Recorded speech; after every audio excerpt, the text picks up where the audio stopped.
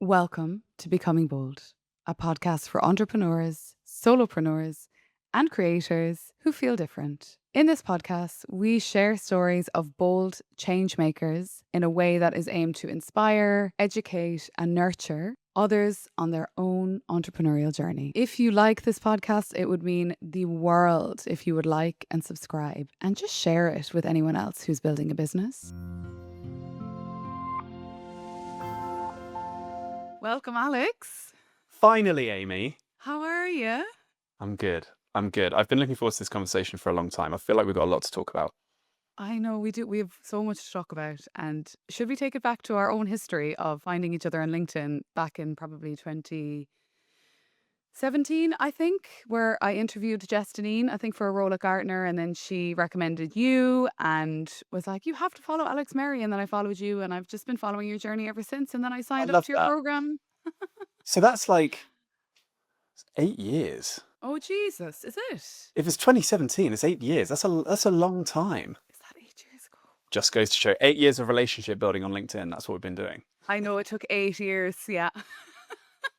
Oh my God, that's wild. Oh Jesus, life is really flying by. That's absolutely nuts. Yeah, so and I've been with your mic drop community since May, and I have already had such a wonderful experience. So I am very excited for us to have this conversation today and talk all things relating to public speaking, getting ourselves out there as speakers, getting paid, getting the bag when it comes to public speaking, because it is such a like mystical kind of, I don't know, it's such a strange industry and there's so much that a lot of us don't know. One of the things that I absolutely loved that you did was that you published a report about public speaking where you measured the gaps in whether it was someone's ethnic background or their gender and all the different kind of scales around how people were being paid. And that really blew my mind because I was thinking, no one's really talking about this, certainly not in my world. And there's a lot of people in my world who want to be public speakers. So, and it was shocking, like how much women and people from ethnic minority backgrounds get paid significantly less. So I want to touch on all that stuff today. And can you take us back to the beginning of your career? Because you've had a super interesting start to all of this. So talk us through that journey.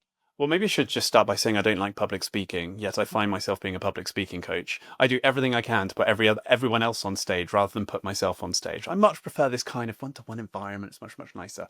But I fell into this because I was running a charity fundraising agency with two other people, and our growth strategy at the very core of it was to spend 3 months on the road giving the same talk at every university across the country. And uni students are pretty brutal. If they don't like what you're talking about, they just walk out. They're like, don't waste my time. So you'd have hecklers and people walking out and all of this stuff. So you've developed quite a base level of resilience doing that sort of work. And I was invited to speak at a TEDx event back in, I don't know, like 2011, maybe 2 or 3 years into it just kicking off, the initiative kicking off. I'd never heard of TED before. I was like, yeah, sure, whatever. And then 3 weeks before I was due to give the talk, I look up TED and I was like, oh shit. And then panic ensues as to what it was that I'd signed up for. And then 2 days before that event was due to happen, or was around, 2 or 3 days before the event was due to happen, they cancel it. So to this day, I've never given a TEDx talk. But that was the entry point into my journey for starting TEDx Clapham.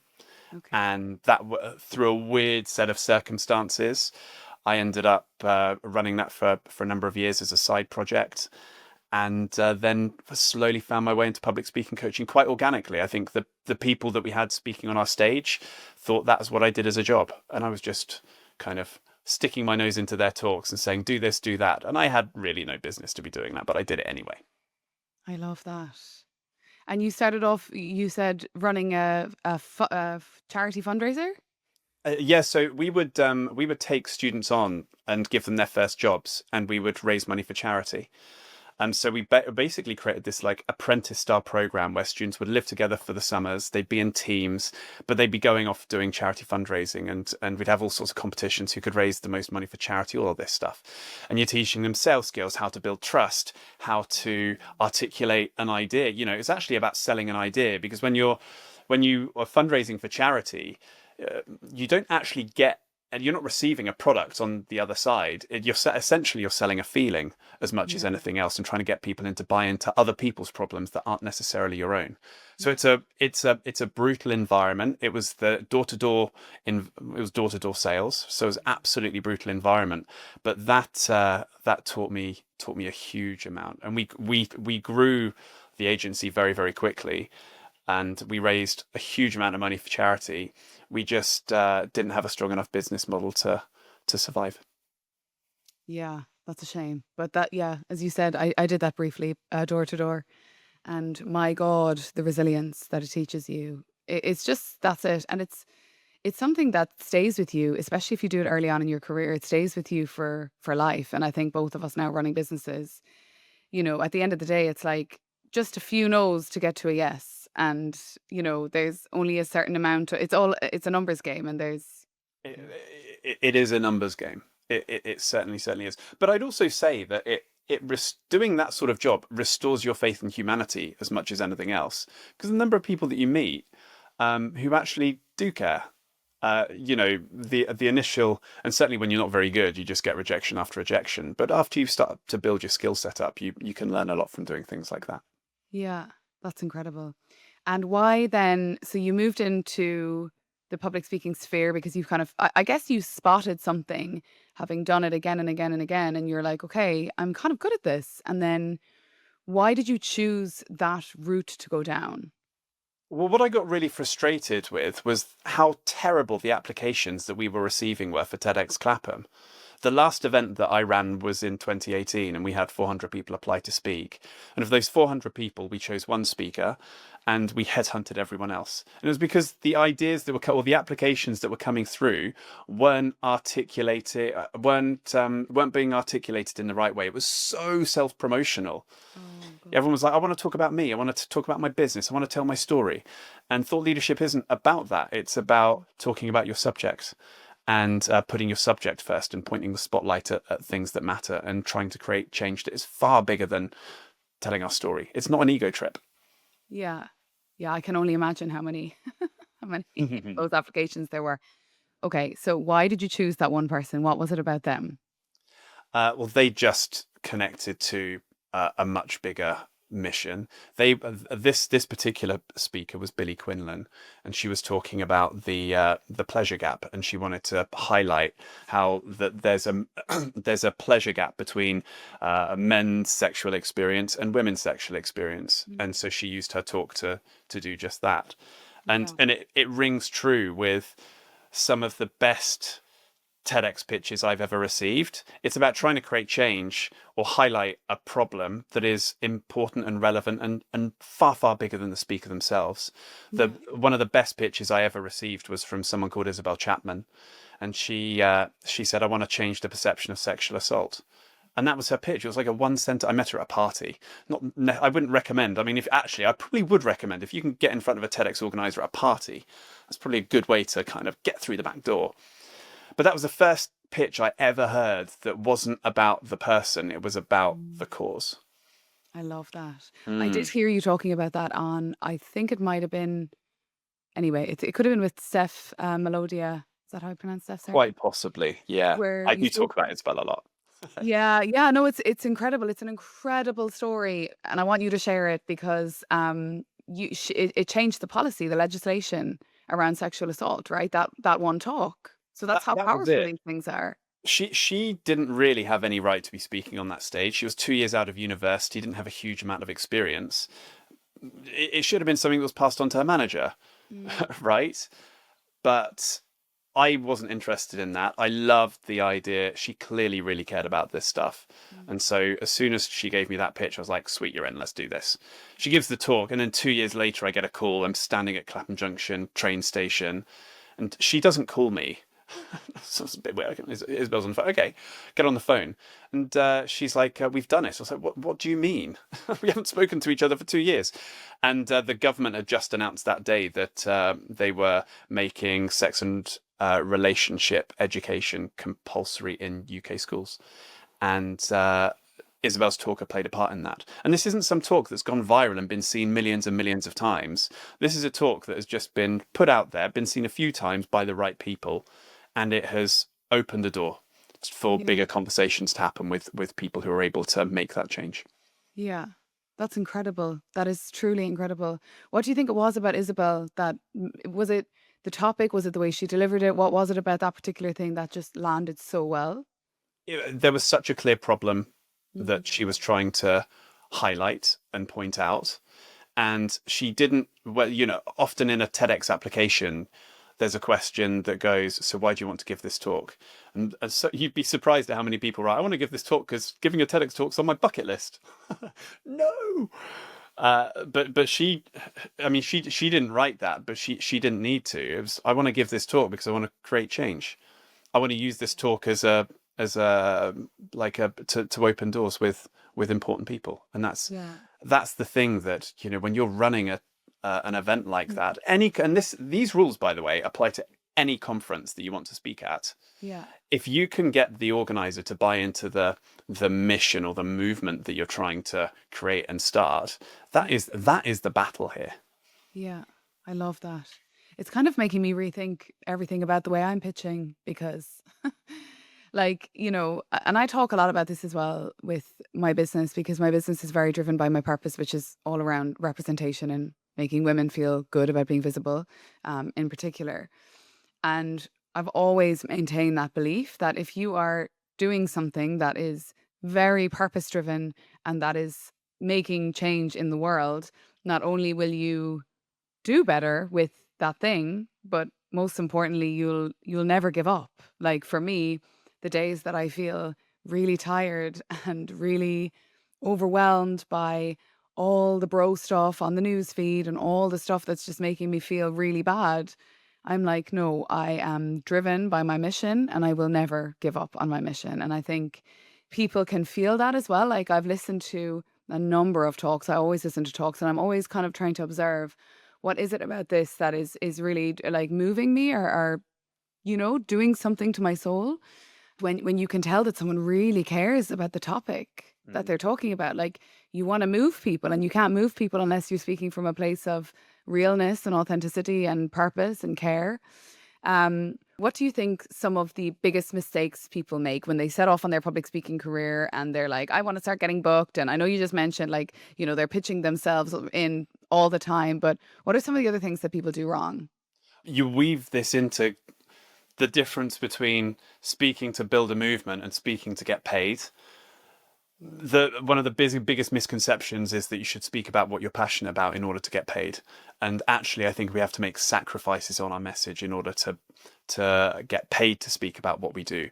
In Mic Drop, I talk a lot about having two messages. You have a message for meaning, which might be a TEDx style message, the thing that is going to get people to buy into your bigger cause. It's the thing that you love doing, the thing that makes your heart sing, the reason why you get up every day. And then in order to make that message for meaning happen, you need a message for money too. And the message for money is the thing is the thing that you're able to deliver inside organizations who will pay you to give talks or workshops or whatever that might be, that's going to enable them to solve a problem that they have that is so important to them they are willing to pay you good money in order to help them do just that. That's brilliant. The message for money. I think I have seen that actually, I've seen you talking about that in the community.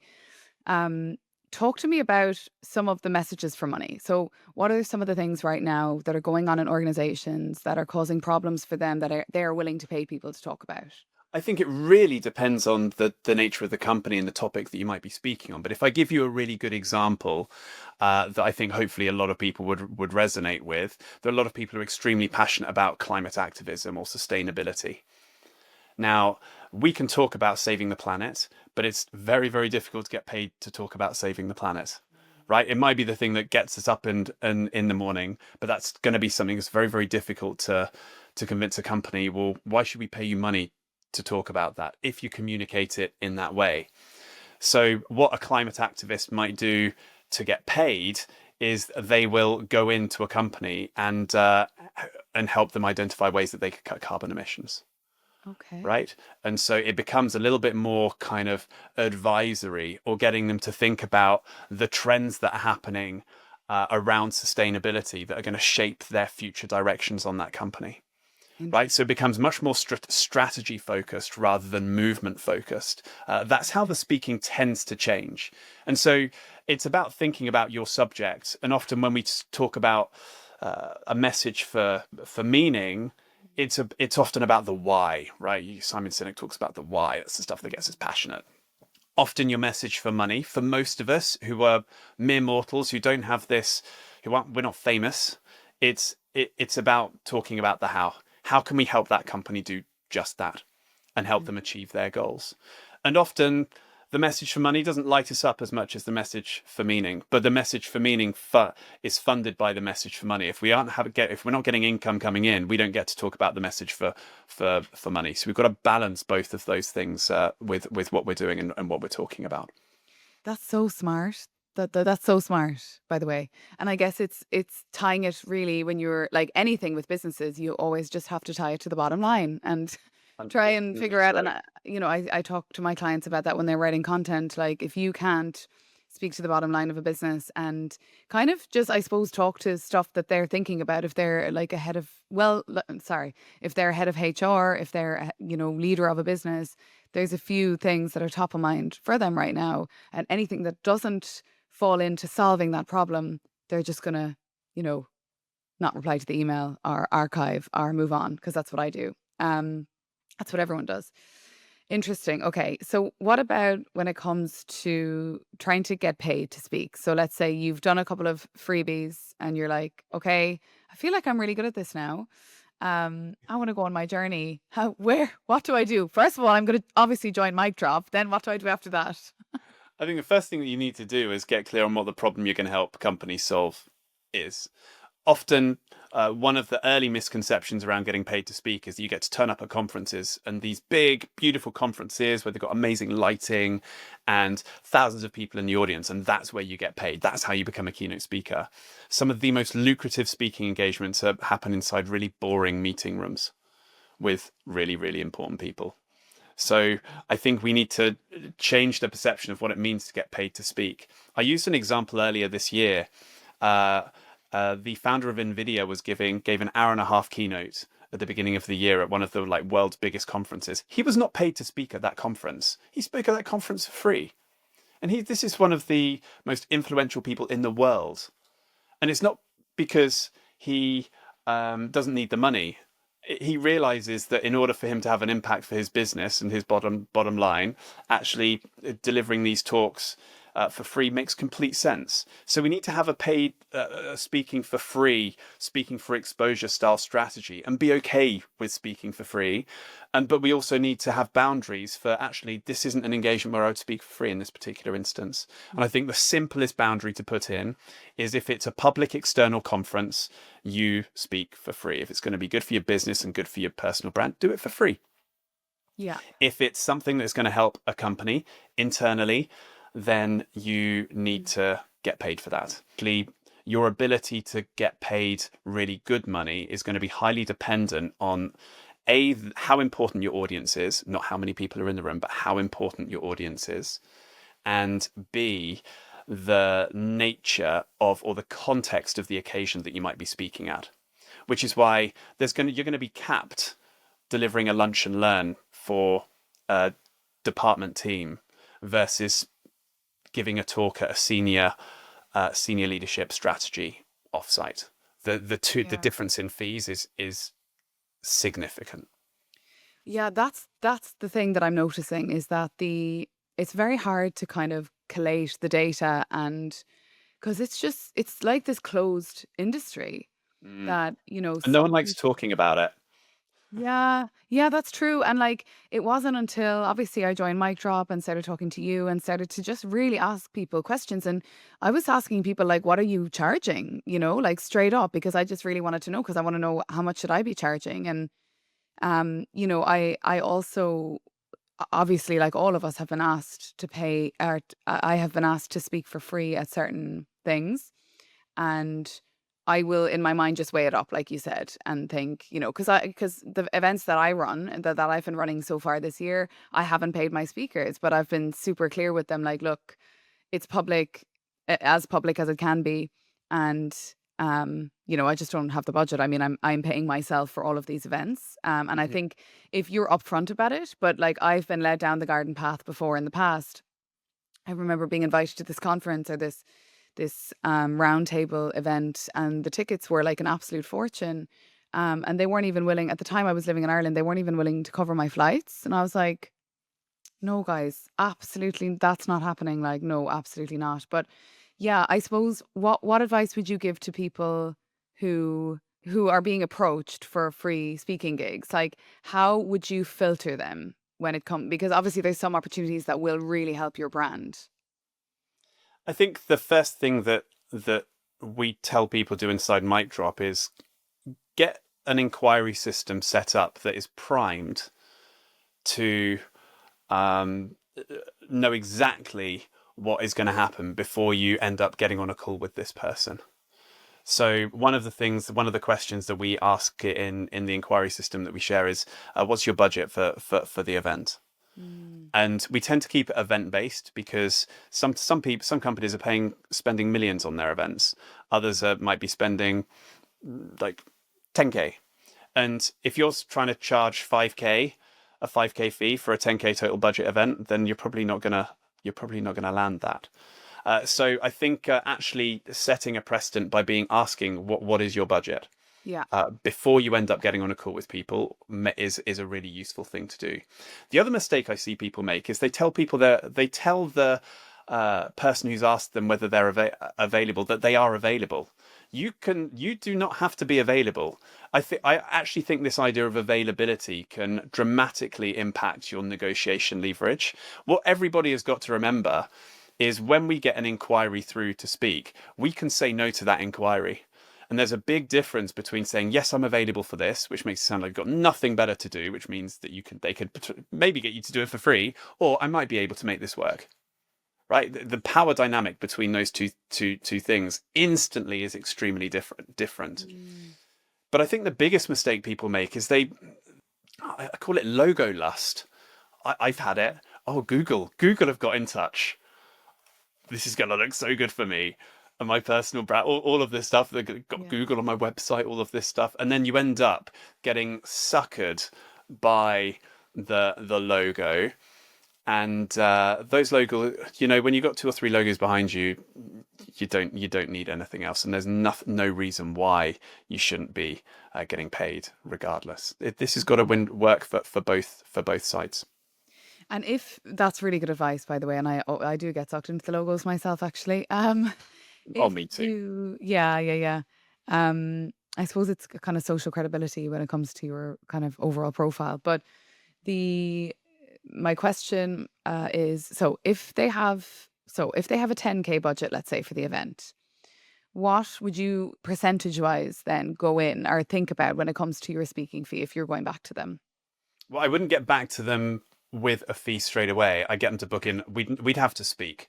Okay. And when we speak, the whole purpose of that 15 minutes on the phone, the whole purpose of that is to work out what the problem is, whether they're actually serious about it. Have they even got an event date booked? Is this just something that feels like a nice idea and they're just sussing things out at the moment? Or is there an event actually happening? And until there's an event actually happening, my gut instinct is, well, let me know when it's happening and we can get on another call. Um, Okay. and I will tend to, in a proposal email, I never send a deck. I send all the information in a really short email. It might look extremely lazy, but it makes me angry when people spend hours on decks that just don't get read. And not angry at the people who've created the deck, angry at the companies who take it, who ask for a deck, knowing full well that I'll send a deck through. No, no, no, no. You don't need to. Some of the most lucrative emails you will ever send will just be a few words on an email. Yeah. Just give them the top line, and having a boundary or like a budget boundary. So I tend to send it will fall between this and this. Okay. fee. And I Okay. all and I always make sure that the bottom of my fee is higher than my absolute minimum. Bottom of my fee is hot. So Okay. if I'm gonna so say I wanted to charge, say my mid like sort of my budget boundary might be £3,000 to give a talk. It's not, Okay. but let's just say, for example, it was. I might say that I might send through a proposal that is between 5 to 7K for that talk. And Okay. that way, what that does is it gives you some wiggle room. And if they get you below the boundary that you've initially said, well, at least it hasn't got to a point where it's like it hurts to have to deliver that Mm, thing. You've still got 2Ks worth of buffer in there mm, that then enable you to potentially still be a little bit more flexible. And it's really yeah. interesting from a psychological perspective because the person who's got you below your budget boundary feels like they've done a really good job for their company and they've negotiated you down well. So they feel really good about the deal. But similarly, we still feel good about the deal because we feel we haven't been rinsed, Mm, right? It's yeah. when we go below the minimum of what we feel is acceptable that we start to resent the engagements themselves, and that's never good. Yeah. What would you say the average in the UK is for people to get paid for like a 1 hour keynote? Uh, I think it would depend on the context. So I tend to split the context of an engagement into three different types. We've Okay. got your social media calendar events, Mhm. International Women's Day, World Mental Health Day, Pride Month, all of that stuff. It's going to be low fee. Like it or not, it's going to be low fee. And the reason why it's going to be low fee is because the only reason companies are running these events, this is going to sound very skeptical, Amy, but the only reason Yeah, they're running say these it. events is It's to look true. good. That's yeah. Sorry to feel good. I didn't mean to interrupt you at that critical moment, But that's Alex. it. We all know that. But To feel good. speaking of those Sorry. events, Is that what you said? yeah, yeah, yeah, yeah. Like, We but interrupted you. but speaking at these events is a great way to get in. So I'm not saying Yeah. don't do it, but just see it for what it is, which means you accept a lower fee for something like that. And yeah, I mean, it's a way to get the company logo, etc. But that might be between like £500 and 3K, Okay. depending. And that fee is probably dependent on your personal brand, who's going to be in the room, your ability to negotiate well, etc. Yeah. That's Your next incredible. type of event is what I call your company training events. It could be lunch and learns. It could be one-off workshops, workshop series, all of that stuff, and it could happen in so many different contexts. It could be happen. It could be a board meeting. It could be a quarterly kickoff. It could be a strategy day, and so the level of importance of the event itself. And I tend to make the assumption that, as a general rule, something that's strategy focused is very, very important and has senior leaders in the room is going to be considered extremely important. It might be a board meeting, something like that. Something that only happens quarterly is also going to be considered relatively important, a quarterly kickoff, or maybe it's an annual kickoff for the team, or department, whatever it might be. Again, pretty important. If if they are getting all of the most important people to spend a whole day away not doing their job, they are investing a huge amount of money. And when we think about event budget, we also have to almost take into account how much is it costing the company to employ these people on very, very high salaries to not be actually doing their job for the day and kind of looking ahead to the vision and all of that. Mm, And then we've got lower stakes things like a lunch and learn, right? Which feel quite nice. So in the training event style category, I think your typical fees can go from 3K through to 20K. I mean, mhm. that is the spectrum that we're playing along with. And Okay. then your final set of events are what I call big budget company events, and these typically will happen once a year. It might be an internal event for the staff, like an annual meeting, a leadership summit, award ceremony, product launch, something like that. Or it might be something for their customers. So it's a way of getting Okay. all their customers and clients together. And the bottom line here is they want to make a good impression, and companies are not going to spend less than 5K. They probably wouldn't trust anyone with a fee less than 5K to deliver the Yeah. goods Yeah. at something like that. Yeah. That's all so interesting. Like it's just to hear how like the whole event space actually works. I think a lot of people don't know that. So um I think And that's your really fee, Amy, your fee can change yeah. dramatically. You could deliver your workshop or keynote and pay 15K, charge someone 15K, and then the next day you could deliver exactly the same thing and charge 1K.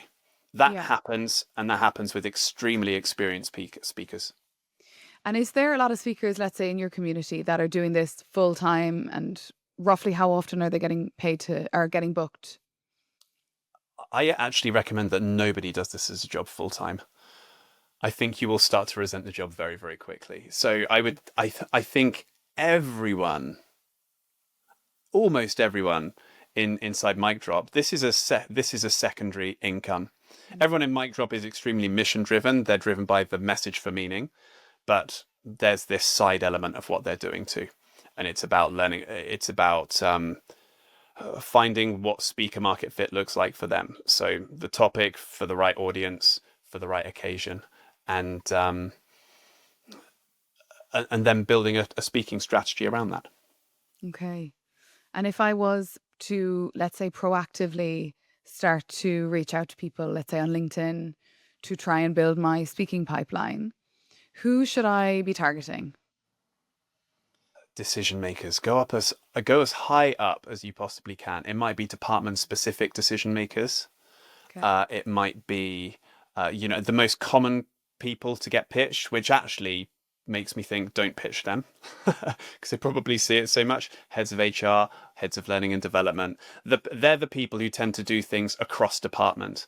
But I think there is plenty of opportunities to be found internally inside departments, and some of the people who have I guess the most consistent speaking incomes out there, they deliver things on a department specific level. Mm. And if you've actually got experience in a previous life for a particular department, maybe it's the marketing department, for example, then just doing that for marketing teams, suddenly a topic that might be absolutely massive and incredibly broad, Yeah. just for marketing teams, suddenly makes it feel very specific.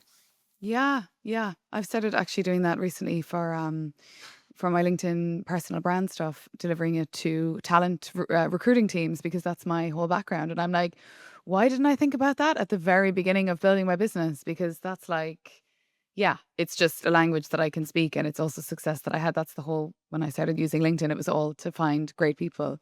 That's it, right? You can speak the language already, so you get it. Yeah. And there is a huge amount of confidence that people bringing you in will have from getting it. But not just that, you've probably got a lot of contacts already, so you're not having to start from scratch. And I would always say if you're wanting to start landing speaking opportunities, is go to people who already know you first. Yeah. That's smart. Mm, Nurturing the first degree connections. 100%. A lot of people don't do that, actually. I've noticed a lot of people don't do that. And I have to remind myself to do that because it probably was something that you said somewhere, but it's like nurture the people that know you, that like you, that trust you already. And, I've had people in my network for years that I hopefully had a good experience with. Maybe I placed them at a job 10 years ago. So, yeah, that's really interesting. I think the best outreach strategy for things like this starts with a question, which is, are you planning something for your team in like 3 months' time? Yeah, Right. So are you planning to run an offsite for your senior leadership team in Q4 this year? If yeah, they say yes, then maybe there's a conversation to be had. But if they say no, then there's no point in even talking about your keynote services. yeah. That's actually very smart. Oh, starting with a question. Yeah. Okay.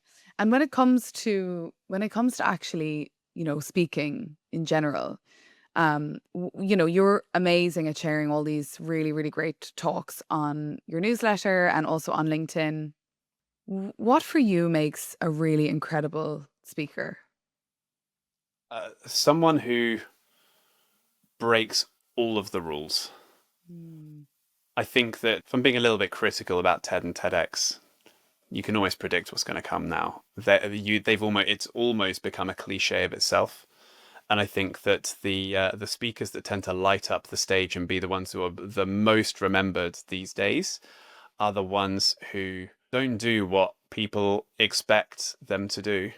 So all the expectations we have about what makes a good keynote speaker, don't do all of that. Yeah. Right? Find a way to mix up the to mix up the rule book so you feel fresh and you're not like everybody else. Okay.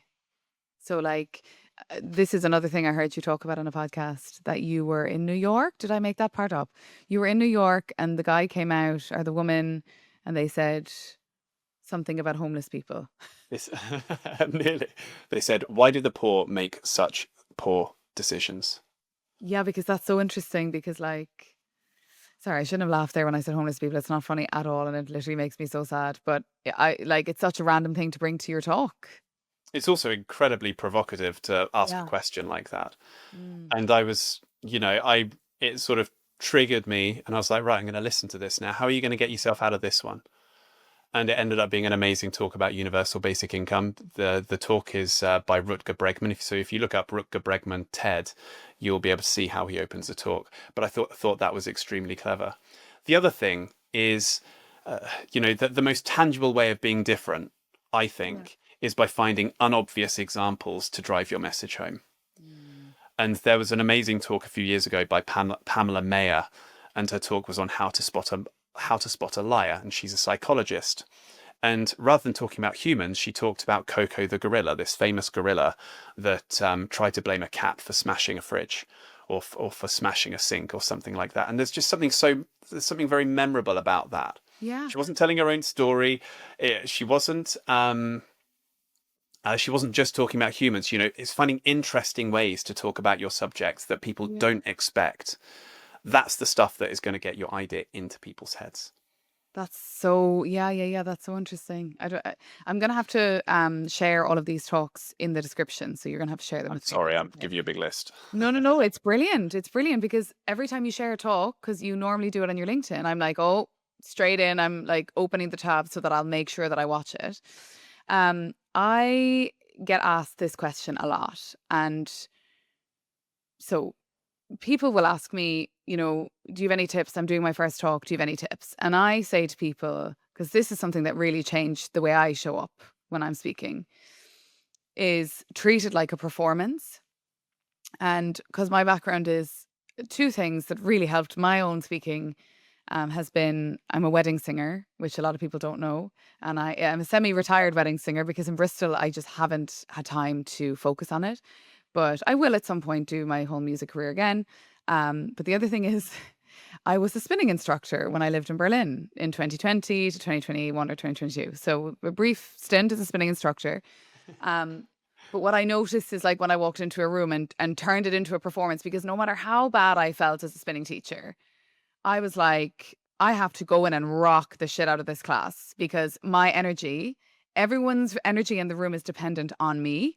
If someone has spent hundreds of euros to book me for their wedding to sing, like, I have to show up, you know? So the way I changed it, it's like I heard Beyonce does this Sasha Fierce alter ego.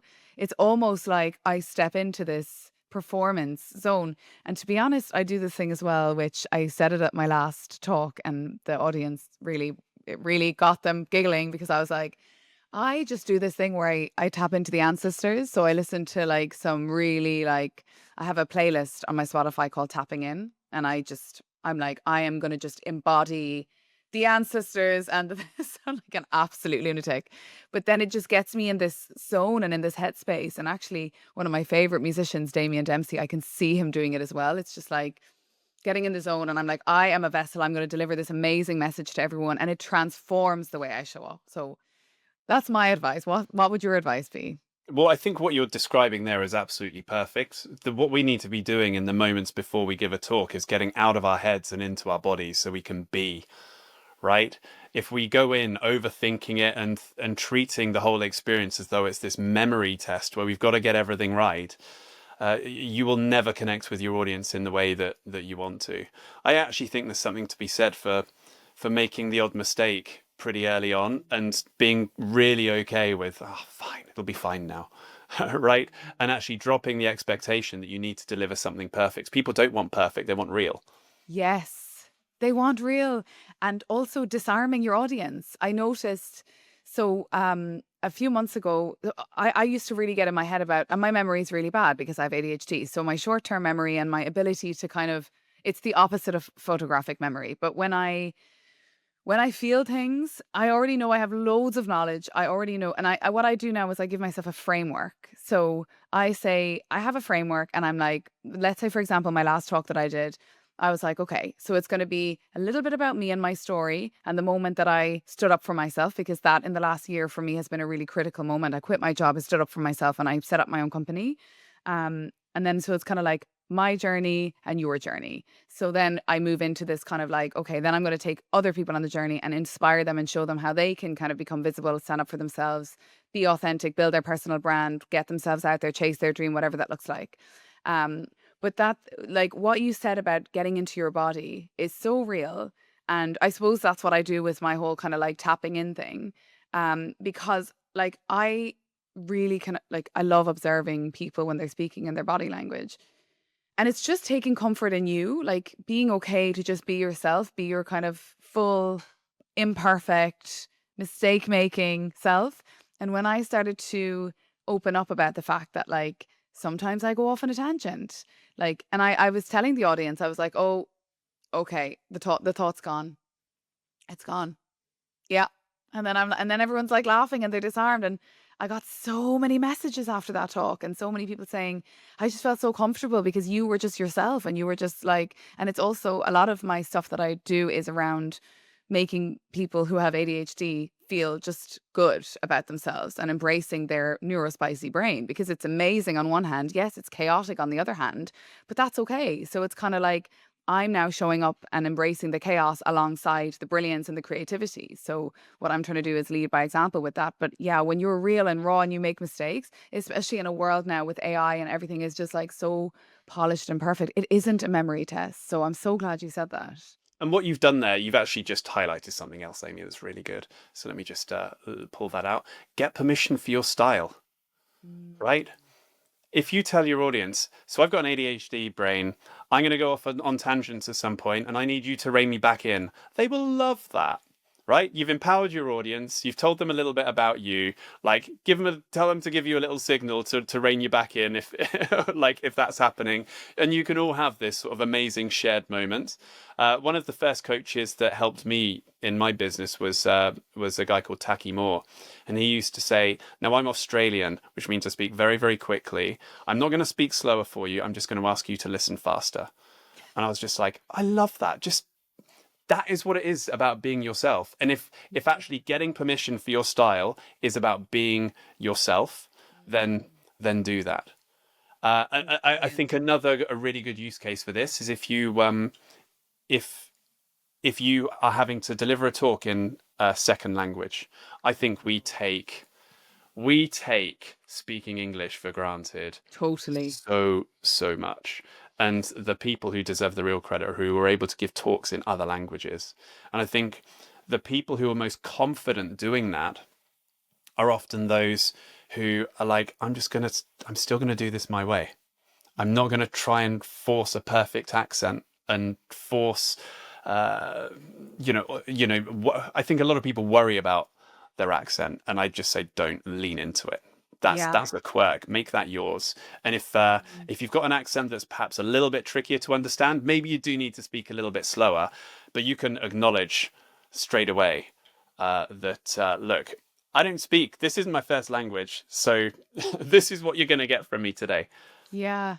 That's interesting. And what you said earlier, it kind of, it it engages the audience in a way that they feel almost like you've invited them to be like your support, or you've kind of invited them to help you in a way, or to be kind of part of the talk. It, like, I feel like there's a lot to be said about in engaging with the audience. And sometimes I will just like I'm always kind of smiling at them and looking at different individuals, and I ask them questions, and I look at someone in particular and I'm like, yeah, you think that too, just so that they feel really involved. And then they feel like, I don't know, I think everyone just really wants to be part of something.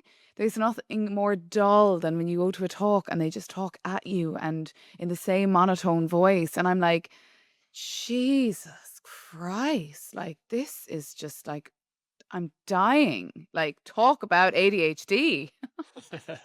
I'm like, I have to get out of here. I'm like shaking, trying to just get my body to do something. But I was going to ask you as well, because this is another thing I've been asked quite a lot is, and I've had it myself, especially when I first started speaking, the nerves. So what used to happen to me is that like I would get really lightheaded and I would get a really dry mouth, which obviously is very unhelpful. I was given this tip once to bite the tip of my tongue because apparently it like gets your glands, whatever, moving in the right direction. Do you have any tips when people get really nervous and their mouth goes dry? I heard an amazing tip from uh, another public speaking coach who comes from a performance background called Robin Kermode, and he's got a brilliant podcast whose name I can't quite remember, but we should definitely put it in the show notes because it's really solid. And Okay. he talks about clenching your buttocks, which I thought was absolutely amazing. And I think it probably does something similar. It gives you something to channel and focus on. Mm, One of the things that I often see, I tell people to wiggle their toes. Because often nervous energy gets translated into a bit of bouncing. You also get yeah. people rocking, doing a lot of rocking backwards and forwards. You make people feel seasick, and I just think actually, if you can wiggle your toes, that's not a bad way to just channel all of that energy down. But your body is in fight or flight, and Yeah. the best way to reset is to give your body what it wants. So go for a run, get outside. It's an amazing way to get out of your head before your talk and make time for doing that because Yeah. it will help to reset the cortisol response and settle you down a little bit more. And while you do that, Amy, just as you already do, play music. Play the music. Music will shift your mindset. I always find I'm far too serious. I Mm, take my subject very seriously, and I get into a mode where I want to. yeah. I fall into all of the traps myself, and so I end up listening to stuff like ABBA because it kind of makes me laugh. Thinking, just imagine if my audience could see me now listening to ABBA to prepare for this, I and know of all things, Alex, I did not see you as an yeah, ABBA yeah, yeah. person. But I just take it just makes me just not take myself so seriously, and I think there's something to be said for choosing music that is going to help you embody the intention that you want to have when you're on that stage. Yes, yes, embodying the intention. I love that. And I sometimes do tapping, like a little bit of EFT if I'm feeling, because like you said, you're in fight or flight. So it's telling your nervous system, look, I'm actually okay. I'm actually safe. And tapping, even if it's just your chest or your forehead or something, and like it helps to process that nervous You, energy. And it, yeah. so you talked about this in a previous podcast, and I don't really know what EFT is. I've heard a few people talk about it. Can you just teach me? Yeah, yeah, yeah, yeah. So EFT, and I can put again, there'll be so many links in the description. EFT is emotional freedom technique. So I learned it from a lady called Dr. Kirsten Clutie. I think that's how I pronounce her surname, who is incredible. And it's basically when your nervous system is in fight or flight, when you are feeling anxious about something, it's because or you have this low level anxiety or you have this feeling and you're really riled up and it is your nervous system like having a bit of a meltdown because it feels unsafe. So if you do the tapping, whether it's on your, here, or you So could it's do it, literally tapping. it's tapping, yeah, around your pressure points. Okay. It's absolutely incredible, and it basically it helps the message go from your conscious to your unconscious to say like, you know, you're okay, you're safe. So what you need to do is when you're tapping, you need to be like, I know I'm feeling stressed about money right now, but I'm safe. And then you're like, I know I'm feeling stressed because I'm going on stage, but actually I'm safe. And you just keep tapping. And I'm actually a really nervous flyer. And there was a flight recently, oh my God, a few months ago, literally coming back from home from Cork to Bristol. And for some reason, anyway, Jesus, they choose to fly this tiny little airplane. The turbulence is so bad. And I'm like, oh my God, this is the end of my life now. We're all going to go down. So I just started. The poor guy next to me must have been like, this woman is an absolute lunatic. The turbulence probably wasn't that bad, but I was having a meltdown. And I just started tapping and I was just like, I'm safe. I'm okay. Flying is the safest mode of transport. And now I'm not a tapping expert at all. At all. I've only just started doing it. But it's bloody brilliant. It's Wow. so brilliant. I had another incident recently, an incident where I went to Tesco, which was the incident in itself. There's a Tesco near me, and it's just the worst place in the world. It's full of people always being awful and screaming and stealing things. And I'm like, oh my God. why is this place so stressful? And I had to do some tapping when I left the Tesco because I felt so on edge. And I had to sit down on the floor in my living room. I think it actually was the day before my last event, and I was already feeling really on edge because the event was coming up and I was the keynote speaker. So I was like, Jesus, I'm going to have to sit down. And I did it, and it really, really helped. It just calms the nervous system down. Mm. I probably did a really bad job of explaining it. So I'm going to put Kirsten or someone in the description who's going to explain it better. I'm gonna play with some tapping. I think Yeah. that'll be interesting to try. Like for your mental health in general, it's brilliant. And I think a lot of us don't seem to realize that our nervous system is at play all the time for everything. So if we're feeling stressed, we're feeling anxious, like it's just what you said. It's like you're in that fight or flight, you're panicked, and it's often something unconscious that we just can't really that we can't make sense of. So if I'm ever feeling anxious, which happens regularly enough, to be honest. I'm anxious about something, or if I there's this thing that people with ADHD typically tend to get, which is rejection sensitivity dysphoria. So, Yes.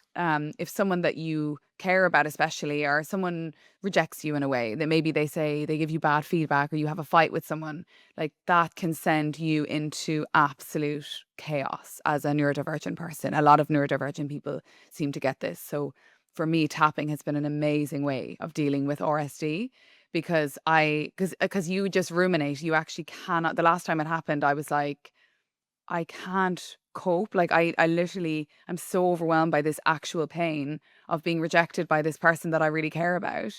And it was just I had a fight with a friend. It wasn't even a big deal, but I just Mm. felt so rejected. And the tapping just helped me sort it out. I put on the music, and Wow. then I literally did a couple of jobs that took my mind off. Like I think I changed my bed sheets and I cleared my room, and I was like, okay, I'm just gonna like take my mind off everything, and I'm just gonna as I'm doing this, I'm gonna keep telling myself I'm safe. I'm okay. I know I'm upset about having the fight with my friend, but I'm okay and I'm safe and everything's gonna work out. And it did, like it always does, because we're adults. Um yeah, really went on a tangent there. Wow. Uh, No, I think it's we need to have things that bring us back to ourselves yes. in high stakes scenarios. Yeah. And also, like you said earlier, it's not that deep. Like, if you can make your talk funny, I think, or just make it light and keep people be human, I guess, like you said, and nothing is that deep. Like, It's so hard, when you get into when you're in deep yourself. We all fall into the trap of getting too deep and losing perspective on how important something might be or what it might mean if something doesn't go the way we want it to go. We need ways to bring ourselves out of that. mm, So I think it's great to have some coping mechanisms for that. mm, try the tapping. Right. Do you have You've any got a whole load of listeners right now. Just I know. I hope so. I hope so. I think it's quite life changing. And follow Dr. Kirsten Cloutey. I'll put her in the description.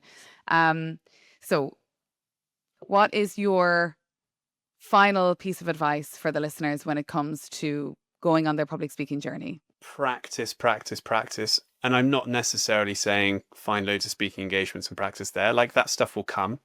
But the first thing you've got to do is you've got to be able to talk about your subject in a way that resonates with the people that you're speaking to. And we have things at our and we have things at our disposal that allow us to do this every single day. Social media. If you want to become more confident and feel more confident about your subject, you get the opportunity to speak to camera every single day. You get the opportunity to write every single day. And I know that a lot of the conversations we've had, and I know that you do this with the audience that you've built as well. It's around how you talk about your subjects and how you're able to create a connection with your audience around a subject and around the things that really matter to you. It is amazing how much confidence you will get from knowing that you're able to do this effectively. And social media is your laboratory to try doing this. LinkedIn is mine, but I do not underestimate the power of these platforms to test your ability to communicate, because when you know you've managed, you will see when something has really resonated, and then that gives you the validation to know that you could potentially put that into a talk and it's going to land. Yeah. Amazing. Amazing. Alex, thank you so much for your time. It's been loads of fun. Thank you so much, Amy.